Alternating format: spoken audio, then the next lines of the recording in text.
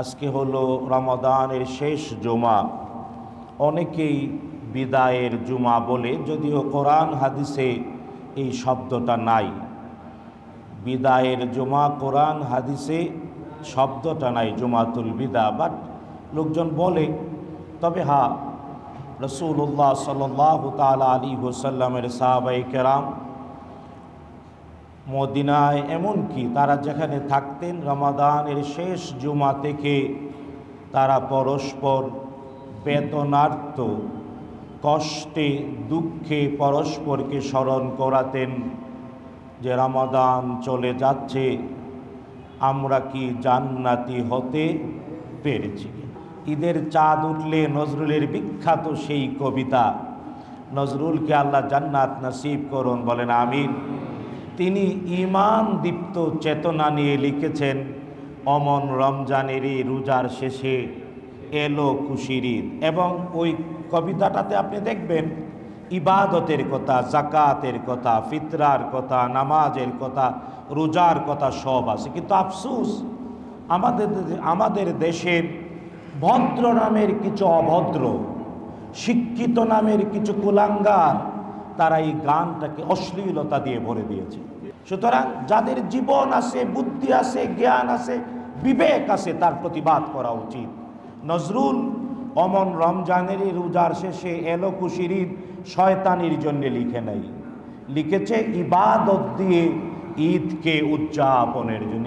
ঈদ ইবাদত দিয়ে উদযাপন হবে কোরআন সুন্নাহর আলোকে। রমাদান এটা শিখায় আমরু বিল মারুফ নাহি আনিল মুনকার, ভালো কাজের আদেশ, মন্দ কাজের। আল্লাহ তাআলা আমাদের তৌফিক দিন, বলেন আমিন।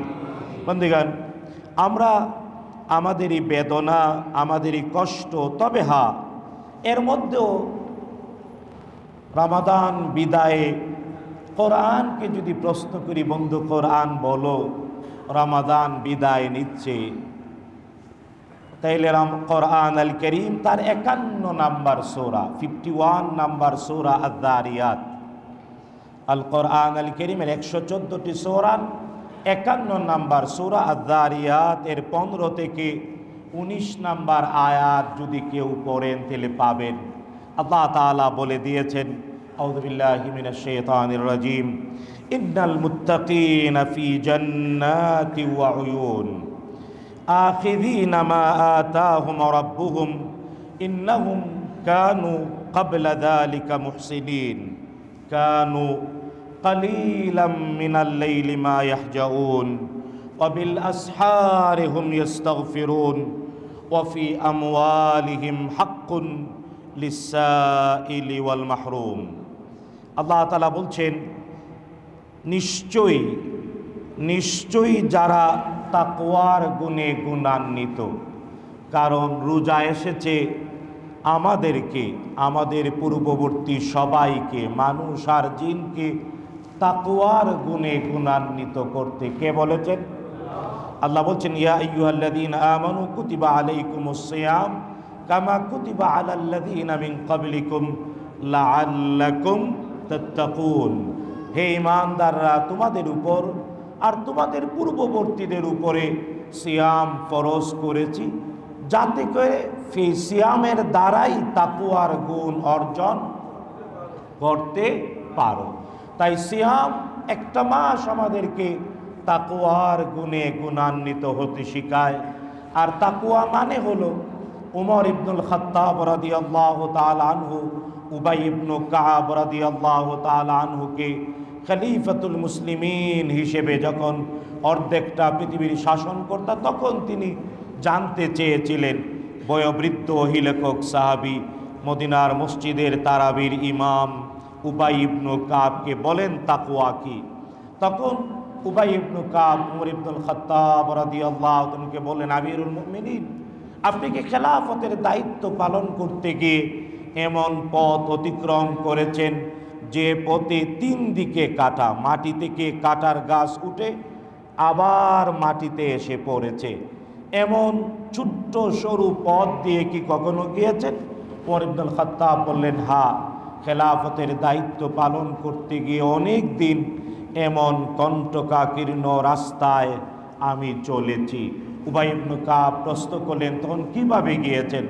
উমর ইবনুল খাত্তাব জবাব দিলেন রাদিয়াল্লাহু আনহু যে আমি দুইটি সতর্কতা অবলম্বন করে পথ চলেছি। একটা, যাতে কাঁটা আমার গায়ে না লাগে, আরেকটা, আমিও যাতে কাঁটার গায়ে না লাগি।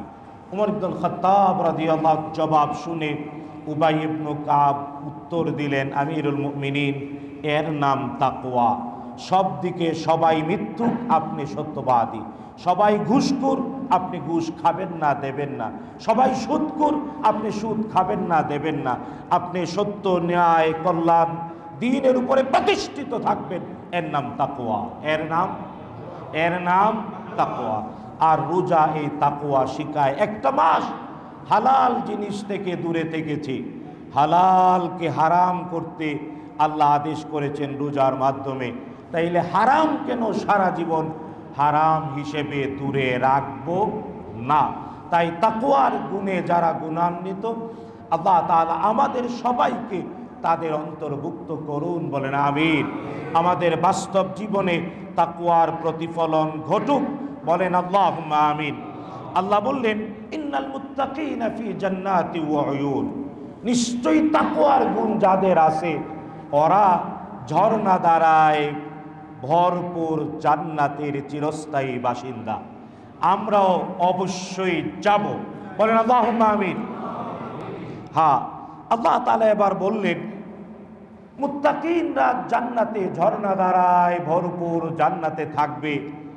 হ্যাঁ, ওখানে আখিযিনা মা আতাহুম রাব্বুহুম, আর ওরা একের পর এক পেতে থাকবে, গ্রহণ করতে থাকবে তাদের রবের দান। কার দান? জান্নাতে একের পর এক জান্নাতের নিয়ামত কখনো শেষ হবে না। আর জান্নাতে ঘুম নাই, জেনে রাখবেন। জান্নাতে কেউ ঘুমাবে না, মনে করবে দুনিয়ায় তো ঘুম বড় আরাম। জান্নাতে ঘুম নাই, কারণ ঘুম মৃত্যুর ভাই। জান্নাতে কি নাই? সবাই চিরন্তন জীবনে নেয়ামত ভোগ করবে, বলেন না আলহামদুলিল্লাহ। বিশ্বাস আছে তো ইনশাআল্লাহ? নিজেকে পরিচ্ছন্ন করে ইস্তাফতি নাফসাক, বিশ্বনবী বলেছেন, ও আমার উম্মত, নিজে নিজের কাছে ফতোয়া চাও, নিজে নিজের জিজ্ঞেস করো কয়টা ভালো কাজ করো, জান্নাতের ঠিকানা তোমার জন্য আল্লাহ সত্যিই ঠিক করে নিজেই বলতে পারবা। হ্যাঁ, তো জান্নাতীরা প্রতি মুহূর্তে আল্লাহর নিয়ামত পাবে, নিয়ামত কখনো শেষ হবে। কেন আল্লাহ একে একে অফুরান নিয়ামত দেবে? আল্লাহ জবাব দিয়েছেন এই আয়াতে, 16 নম্বর আয়াতে। আল্লাহ বলছেন, ইন্নাহুম কানু ক্বাবলা যালিকা মুহসিনিন। শুনো জান্নাতি, তাকওয়ার গুণে গুণান্বিত জান্নাতীদের নিয়ামত অফুরান, প্রতি মুহূর্তে তাদেরকে নতুন নতুন নিয়ামত দেবেন কে? আল্লাহ তাআলা। কারণ হলো, দুনিয়ায় যতদিন বেঁচে ছিল কি কি গুণ ছিল? 1 নাম্বার, দুনিয়ায় তারা ছিল মুহসিন। ইন্নাহুম কানু ক্বাবলা যালিকা মুহসিনিন। মুহসিন যে ইহসান করে, আর যে ইহসান করে সে হয় নম্র, সে হয় ভদ্র, সে হয় মাটির মতো অমায়িক, কোমল, রুক্ষ। সে কোনোদিন জান্নাতে যাবে না, বলেছেন মুহাম্মাদুর রাসূলুল্লাহ। ইহসান কি? যার প্রাপ্য যতটুকু তা দেওয়ার পরে অতিরিক্ত দেওয়া, এর নাম ইহসান। সুতরাং মুত্তাকিন, যার মধ্যে তাকওয়ার গুণ আছে, তার প্রথম বাস্তবতা দুনিয়ায় সে হয় মুহসিন। শুধু তাই না, 17 নম্বর আয়াতে আল্লাহ বলছেন, আরো যে কারণে আল্লাহ তাআলা জান্নাতে নিয়ামত প্রতি মুহূর্তেই দিতে থাকবেন অফুরান।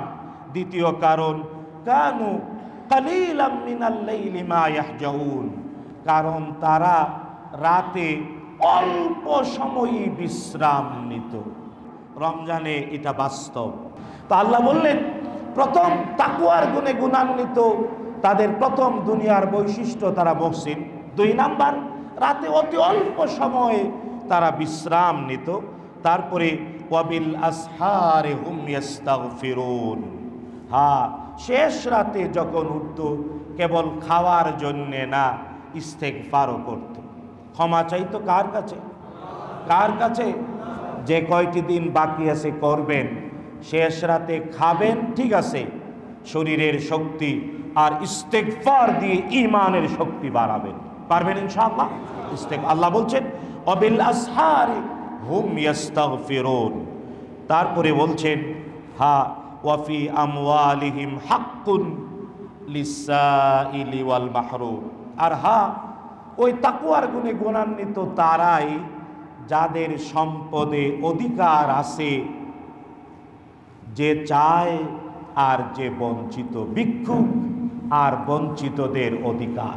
তাহলে আল্লাহ তাআলা মুত্তাকিন যারা জান্নাতে অফুরান নিয়ামত পাবে, দুনিয়ায় তাদের গুণ বলেন, 1 নাম্বার তারা হলো মুহসিন, 2 নাম্বার রাতে অতি অল্প ঘুমায়, 3 নাম্বার শেষ রাতে ইস্তেগফার করে, তারপরে 4 নাম্বার তারা তাদের সম্পত্তিতে তাদের উপার্জনে ভিক্ষুক আর বঞ্চিতদের অধিকার আছে স্বীকার করে। এই যে গুণগুলো সব কয়টা রমজানে চর্চা হয়, কন্যা সুবহানাল্লাহ। আর এই গুণগুলো তাকওয়াকে পরিপূর্ণ করে, মজবুত করে। হ্যাঁ, এই যে সর্বশেষ ওয়াফি আমওয়ালিহিম হাক্কুন লিসাইলি ওয়াল মাহরুম, তাদের সম্পত্তিতে ভিক্ষুক আর বঞ্চিতদের অধিকার। হ্যাঁ, এই আয়াতে এর দ্বারা কি বোঝানো হয়েছে? এই আয়াতে স্পষ্ট বোঝানো হয়েছে সাদাকাতুল ফিতর। সাদাকাতুল ফিতর, যাকাত। আল্লাহ তাআলা কোরআন আল কারীমে নামাজের সাথে মিলিয়ে 28 বার বলেছেন। কয়বার? 28 বার। আকিমুস সালাহ ওয়া আতুজ যাকাত, আকিমুস সালাহ ওয়া আতুজ যাকাত। প্রায় 82 বার নামাজের কথা সব মিলিয়ে আছে, কিন্তু নামাজ আর যাকাত একসাথে 28 বার বলেছেন কে? আল্লাহ সুবহানাহু ওয়া তাআলা। হ্যাঁ, যাকাত ধনী মানুষরা উদ্বৃত্ত সম্পত্তি 1 বছর, চান্দ্র বছর উদ্বৃত্ত থাকলে 2.5%, আর সৌর বৎসর হলে 2.5 না বরং 2.58%, 2.58% দিতে হয় যাকাত। এটা ফরজ, বাধ্যতামূলক। কিন্তু হ্যাঁ, সাদাকাতুল ফিতর এটা এমন একটা আর্থিক ইবাদত যা কেবলমাত্র ঈদের চাঁদ উদয়ের, ঈদের বাঁকা চাঁদ, পশ্চিম আকাশে মুস্কি হাসি দিয়ে উদয় হলো চাঁদ মামা, তখনই যার কাছে 7.5 ভরি স্বর্ণ অথবা 52.5 ভরি রৌপ্যের পরিমাণ সম্পদ থাকে, সে নিজের পক্ষে, তার পরিবার পুষ্যের পক্ষে আদায় করবে যাকাত। এর নাম ফিতরা, এর নাম দেখুন মুহাম্মদুর রাসূলুল্লাহ সাল্লাল্লাহু তাআলা আলাইহি ওয়াসাল্লাম, ইবনে উমর রাদিয়াল্লাহু তাআলা আনহুর হাদিস, রাসূলুল্লাহ অনেকগুলো বিশুদ্ধ সনদে প্রমাণিত, রাসূলুল্লাহ সাল্লাল্লাহু তাআলা আলাইহি ওয়াসাল্লাম সাদাকাতুল ফিতরকে ফরজ করেছেন। ফরজ, ফারাদা রাসূলুল্লাহ সাল্লাল্লাহু আলাইহি ওয়াসাল্লাম, হাদিসের শব্দটা ফরজ। হানাফি মাযহাবে বলে ওয়াজিব, কিন্তু হাদিসের শব্দটা বলেন কি? ফরজ। যে কারণে বিখ্যাত 4 মাযহাবের 3 মাযহাবে সাদাকাতুল ফিতর ফরজ। সাদাকাতুল ফিতর ফরজ। আর এই ফরজ কার উপরে? ঈদের চাঁদ ওঠার সাথে সাথে অন্তত 1 লক্ষ টাকার মালিক যে, বুঝতে পেরেছি? 52.5 ভরি রৌপ্যের দাম প্রায় 1 লাখ টাকা। 1 লাখ টাকার মালিক যে ঈদের চাঁদ ওঠার সাথে সাথে সে তার নিজের পক্ষে, তার নিজের পরিবার পুষ্যদের পক্ষে ঈদের সালাতের আগে আদায় করবে, এর নাম সাদাকাতুল ফিতর। এর নাম সাদাকাতুল ফিতর। সাদাকাতুল ফিতরকে মুহাম্মদুর রাসূলুল্লাহ সাল্লাল্লাহু তাআলা আলাইহি ওয়াসাল্লাম ফরজ করেছেন। কিন্তু হ্যাঁ, এর আরো 3টি কারণ বা নাম আছে হাদিসে। 1 নাম্বার বলা হয় যাকাতুস সিয়াম। ফিতরার নাম কি? রোজার যাকাত। ফিতরার নাম কি? রোজার জাকাত, রোজার জাকাত। কারণ হলো জাকাত যারা দেয় না আল্লাহ তাআলা তাদেরকে মুশরিক বলেছেন, ঈমানবিহীন বলেছেন। কে বলেন না, কে বলেছেন? আল্লাহ তাআলা বলেছেন যারা জাকাত দেয় না ওরা মুশরিক, এবং ওদের শাস্তি কিয়ামতের আগে শুরু হয়ে যায়। যারা জাকাত দেয় না কিয়ামতের মাঠের বিচারের আগেই শাস্তি শুরু হয় জাকাত যারা দেয় না। আর যারা জাকাত দেয় না ওরা জাকাত খুর, জাকাত খেয়ে ফেলে, সে কোনোদিন ধনী হতে পারবে না, সে হলো ফকিরের গোষ্ঠী। বুঝতে পেরেছেন? তাহা জাকাত দেওয়া জান্নাতে যাওয়ার কারণ, বিশ্ব নবীর দোয়া পাওয়ার কারণ। রোজা যেহেতু অ্যাবসলিউট জান্নাতের নিশ্চয়তা, রোজা নিশ্চিতভাবে জান্নাতের নিশ্চয়তা দেয়, এই জন্য রোজার উপরেও জাকাত দিয়েছেন মুহাম্মাদুর রাসূলুল্লাহ। বুঝছেন? জান্নাতে যাওয়ার চিরন্তন বন্দোবস্ত যে ইবাদতে, এর সাথে জাকাত দিয়ে দিয়েছেন মুহাম্মাদুর রাসূলুল্লাহ। তাই এর হাদিসের নাম জাকাতুস সিয়াম, রোজার জাকাত। কিসের জাকাত? রোজার জাকাত। হ্যাঁ, শুধু তাই না, জাকাতুল ফিত্র, তার মানে ইফতার করব আমরা, ঈদ করব, ঈদের জাকাত, এটাও আরেকটা নাম জাকাতুল ফিত্র। ফিতরুন মানে সারা মাস রোজা রাখলাম আর ঈদের দিন নাস্তা করে ঈদগাহে গেলাম। বুঝছেন তো? এই জন্যে জাকাতুল ফিত্র, ঈদের দিনের জাকাত। মুহাম্মাদুর রাসূলুল্লাহ সাল্লাল্লাহু আলাইহি ওয়াসাল্লাম আরো বলেছেন, এই যে সাদাকাতুল ফিতর, এই আর্থিক ইবাদত মুহাম্মাদুর রাসূলুল্লাহ, এটা হলো তুহরাতান লিস-সাইমি মিনাল লাগওয়ি ওয়ার রাফাত। দেখুন, বিশ্ব নবী, তিনি কিয়ামত পর্যন্ত মানব দানবের নবী। জেনে রাখবেন, এটা মানুষের অভ্যাস।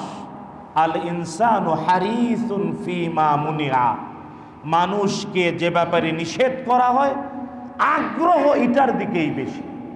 আপনি না করেন এখানে যায়ও না, সবাই যাবে। বুঝছেন? আর বলেন যাও, যাবে না। এটা হলো মানুষের ন্যাচারাল ফিতরাত, জন্মগত বাস্তবতা। নিষিদ্ধ জিনিসের প্রতি কি থাকে? আগ্রহ বেশি থাকে। রাসূলুল্লাহ সাল্লাল্লাহু আলাইহি ওয়াসাল্লাম বললেন, ঈদের নামাজের আগে আর্থিক ইবাদতটা করো, রোজাদার তোমার পবিত্রতার জন্য। তুহরাতান লিস-সাইম, রোজাদারের পবিত্রতার জন্য। কারণ রোজা রাখা অবস্থায় নিষিদ্ধ জিনিসের প্রতি আগ্রহ থাকে। ইসলাম বড় বাস্তব, নিষিদ্ধ জিনিসের প্রতি আগ্রহ অন্যরকম, এটা ফিতরাত। রোজা অবস্থায় নিষিদ্ধ জিনিসের প্রতি কোনো না কোনোভাবে রোজাদারের চেতন হতেই পারে। এই জন্যে আল্লাহ রসুল বললেন, আর্থিক ইবাদত করো, পবিত্র হয়ে যাবা। কন্যা সুবহানাল্লাহ। 3 নাম্বার, রাসূলুল্লাহ সাল্লাল্লাহু আলাইহি ওয়াসাল্লাম বললেন, তু'মাতান লিল মাসাকিন, মিসকিন, দরিদ্র, অসহায়, তাদের খাদ্যের নিশ্চয়তা। ঈদের দিনে সবার খাবারের নিশ্চয়তা থাকবে।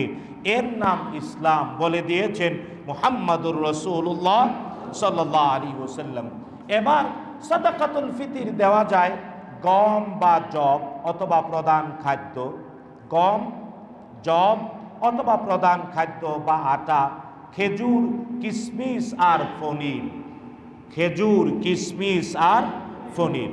রাসূলুল্লাহ সাল্লাল্লাহু তাআলা আলাইহি ওয়াসাল্লাম তিনি বলেছেন, এক সা প্রত্যেকজনের পক্ষে, এমনকি নবজাতক শিশু জন্ম নিল, যে শিশু জন্ম নিয়েছে তার পক্ষ থেকেও দিতে হবে। পরিবারের পোষ্য 24 ঘন্টা যে কাজ করে, যদি আপনার সাথে আপনার গাড়ি চালক আপনার ঘরে কাজ করে সব সময় থাকে, তার পক্ষেও আপনাকে দিতে হবে। আপনার সদস্য পরিবারের সবার পক্ষে অবশ্যই ঈদের নামাজের আগে সাদাকাতুল ফিতর দিয়ে দিতে হবে। পরিমাণ প্রত্যেকজনের পক্ষ থেকে 1 সা। এখন সা কি? সা হলো পরিমাপ করার পাত্র। পরিমাপ করার। বাংলাদেশের বিভিন্ন এলাকায় বেত দিয়ে বানানো পাত্র আছে না, এক এক নাম। আমাদের সিলেটে বলে ফুরা, ফুরা,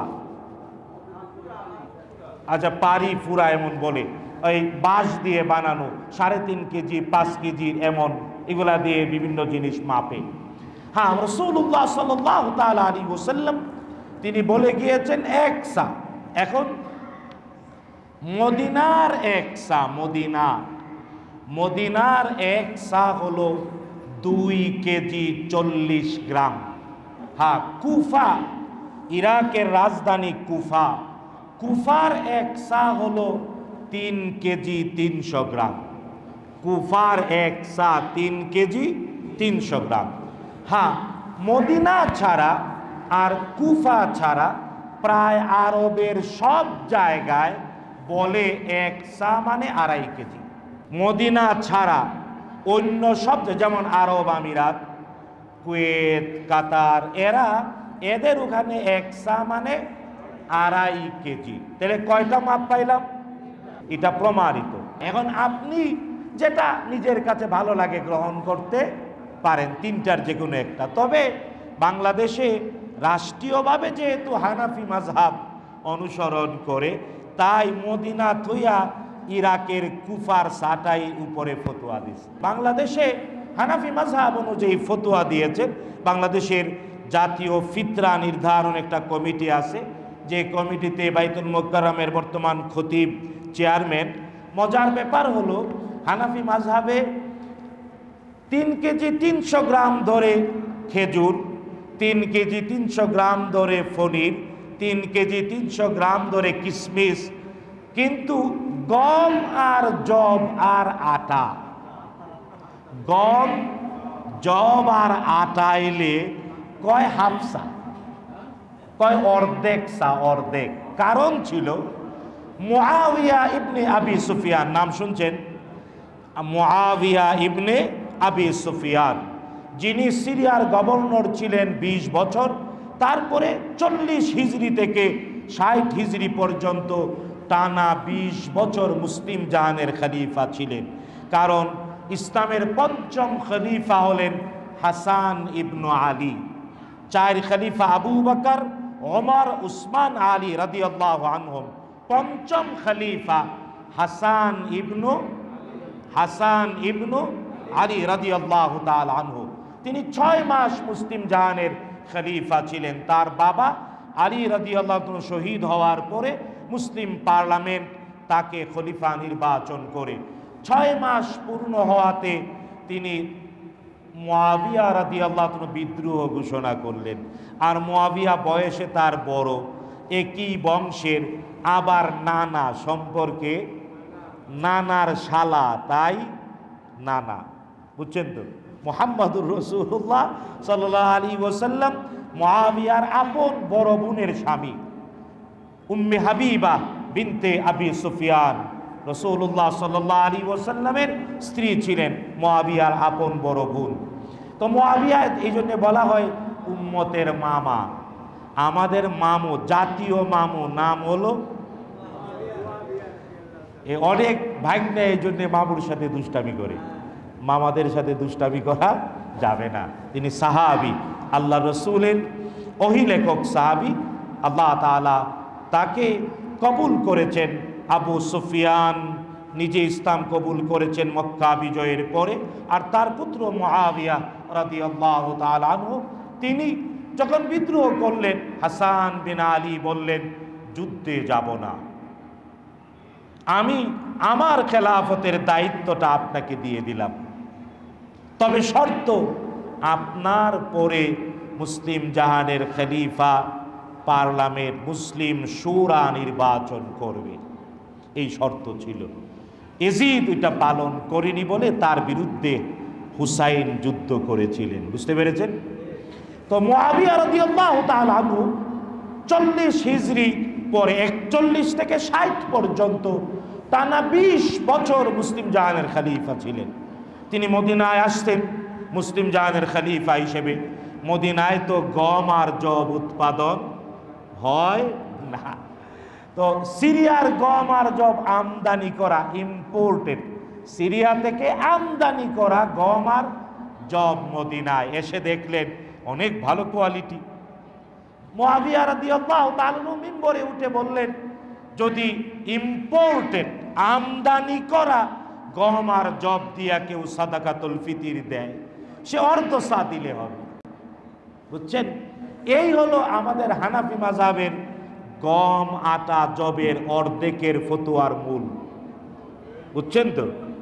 বুঝছেন তো? তো এখন বাংলাদেশের ফিতরা নির্ধারণ কমিটি তারা এবার যেটা বলেছেন, আমি হুবহু তাদের ইসলামিক ফাউন্ডেশনের রেকর্ড থেকে আপনাদের শোনাচ্ছি। অনেকে আবার এটা বলেন যে এই 5টা ক্যাটাগরি কেন? এর কারণ সবার আর্থিক যোগ্যতা একরকম না। তাই ধনীদেরও ক্যাটাগরি আছে। ধনীদের কি আছে? ক্যাটাগরি আছে। গম বা জব, খেজুর, পনির, কিশমিশ অথবা প্রধান খাদ্য গম, জব অথবা আটা, খেজুর, কিশমিশ এবং পনির। এই যে এক একটা নির্ধারণ করে দিলেন নাম ধরে মুহাম্মাদুর রাসূলুল্লাহ সাল্লাল্লাহু আলাইহি ওয়াসাল্লাম বাটকারা হিসেবে, পরিমাপের বাটকারা হিসেবে। এর কারণ এক একজনের আর্থিক এবিলিটি এক এক ধরনের, তাই নিজেরা নিজের আর্থিক সামর্থ্য অনুযায়ী ফিতরা দেব। পারবেন ইনশাআল্লাহ? দেখুন, ইসলামিক ফাউন্ডেশন ফিতরা নির্ধারণ কমিটি তারা আমাদের 2025 এই চলতি বছরের ফিতরা বলতে গিয়ে গত বছরের সাথেও তুলনা করেছে। গত বছরের সাথে ফিতরা নির্ধারণ কমিটি তারা তুলনা করে এবার দেখুন, গম হলে যেহেতু গম অর্ধসা আর হানাফি মাযহাবে 3 কেজি 300 গ্রামের অর্ধেক হলো 1 কেজি 650 গ্রাম। গত বছর 2024-এর ফিতরা ছিল 115 টাকা, আর এবার হলো 110 টাকা। কারণ গতবার এই আটা গম এর দাম ছিল 70 টাকা, এবার 65 টাকা। এটা হলো গমের। আটা গত বছর অর্ধসা আটা 1 কেজি 650 গ্রাম 70 টাকা কেজি ছিল, দাম ছিল 115, ঠিক এবার 65 টাকা, তাই 110। শুধু তাই না,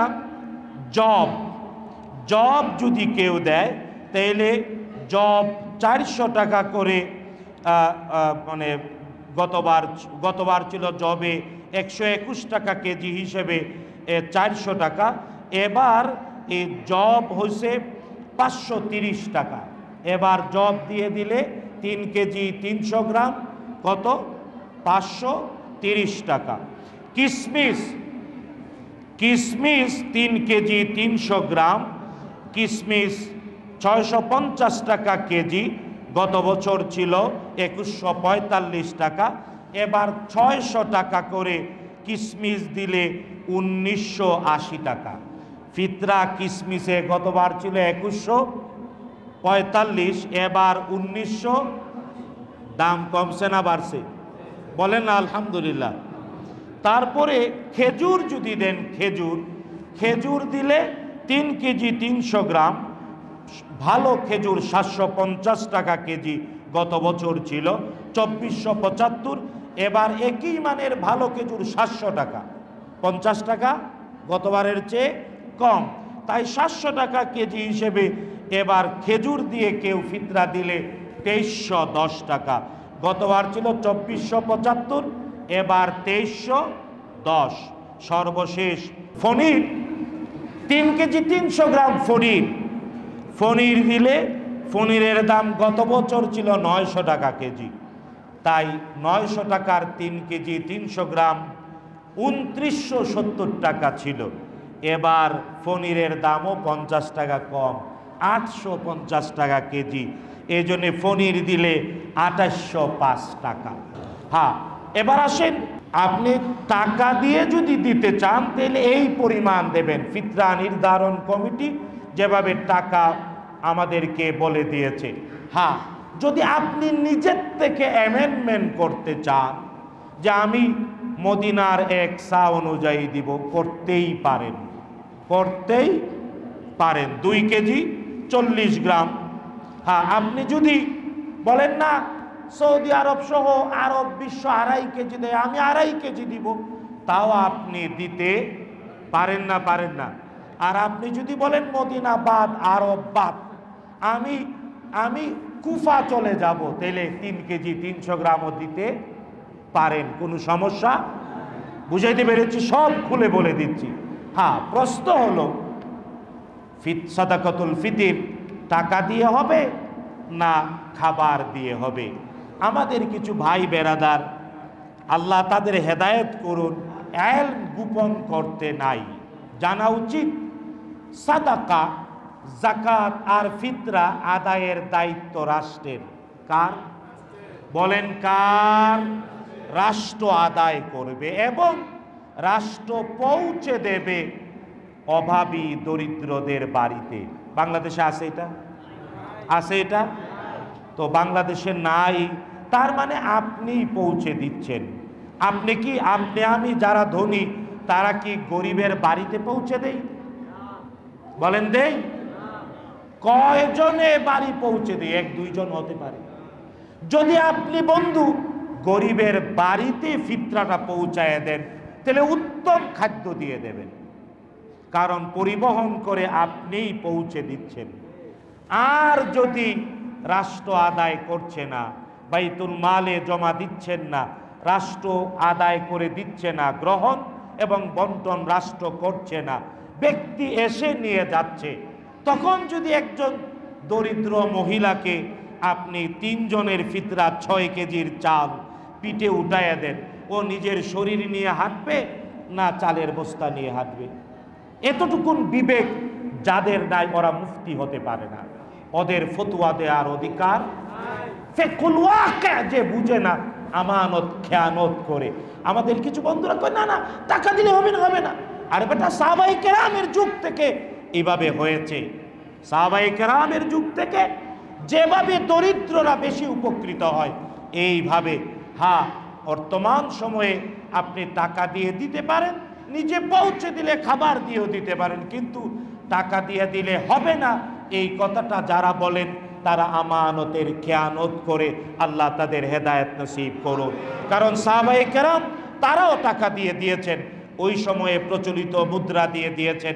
দরিদ্র উপকৃত হয় এমনভাবে সাদাকাতুল ফিতর দিতে হবে।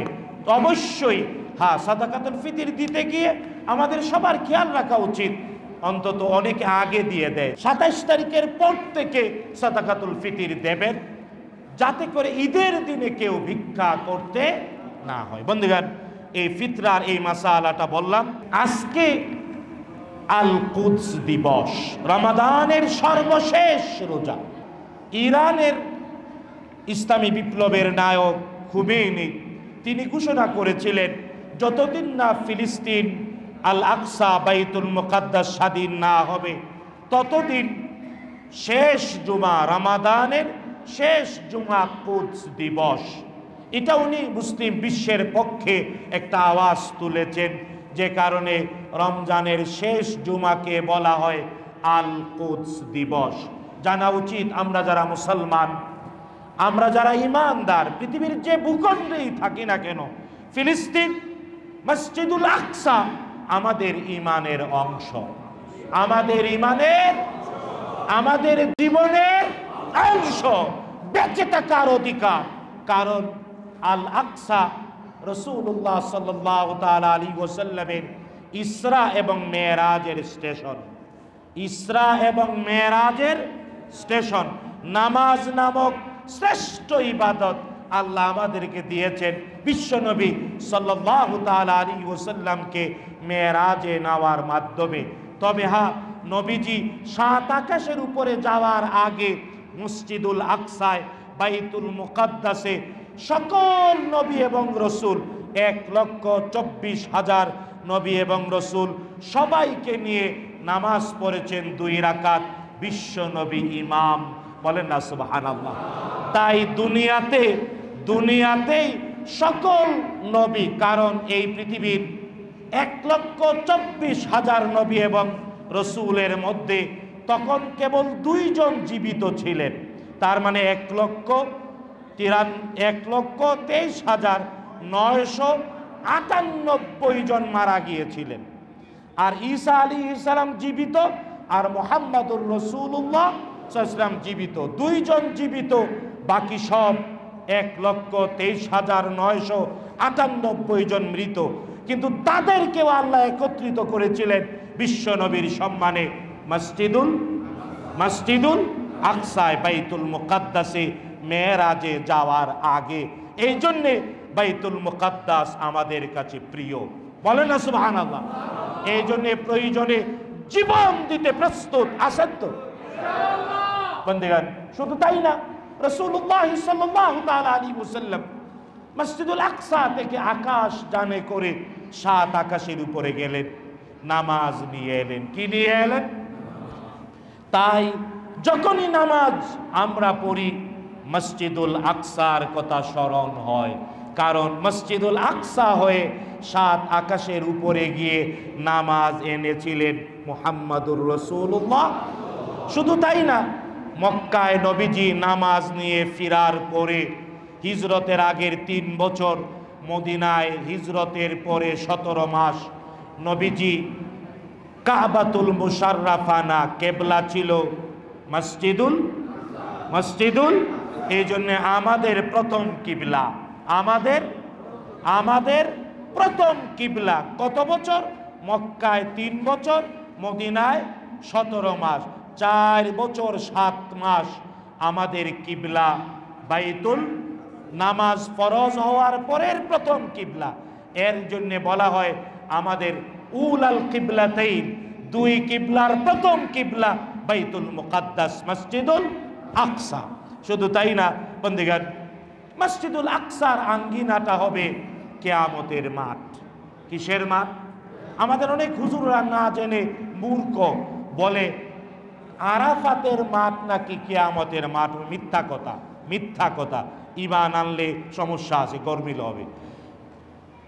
বাইতুল মুকাদ্দাসের আঙ্গিনা, ফিলিস্তিনের মসজিদুল আকসার আঙ্গিনা হলো ময়দানুল মাহশারি ওয়াল মানশার, হাসরের মাঠ। আর এর প্রমাণ ওই 1,23,998 জন নবী নিজে এসে বিশ্ব নবীর সামনে হাসরের মাঠের হাজিরা দিয়ে গিয়েছে। বলেন না সুবহানাল্লাহ। শুধু তাই না, এই পৃথিবীর 3টা ভূখণ্ড, এই পৃথিবীর মাটির 3টা অংশ হারাম, পবিত্র। একটা মক্কাতুল মুকাররমা, আরেকটা মদিনাতুল মুনাওয়ারা, আরেকটা ফিলিস্তিনের মসজিদুল আকসা, যেটাকে ইংরেজিতে বলে ওল্ড সিটি, আরবিতে বলে আল হারাম আশ শরীফ।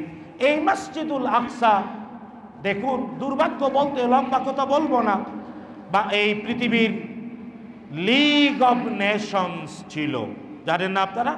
দ্বিতীয় বিশ্বযুদ্ধের পরে লিগ অব নেশনসকে অমিট করে দিয়ে তৈরি করা হলো ইউনাইটেড নেশনস। রাসূলুল্লাহ সাল্লাল্লাহু তাআলা আলাইহি ওয়াসাল্লাম মসজিদুল আকসাকে পবিত্র বলেছেন, কিন্তু দুর্ভাগ্য এই ইউনাইটেড নেশনস গঠিত হওয়ার পর থেকে নিয়ে 1টা 2টা নয়, প্রায় 74টা রেজুলেশন ফিলিস্তিনের পক্ষে নিয়েছে, একটাও মানে নাই ওই বেটু পাওয়ারওয়ালা বান্দরগুলো, নাকি আসল বানর। কি আপনারা রাগ করতেছেন? ওরা আসল বানরের গোষ্ঠী।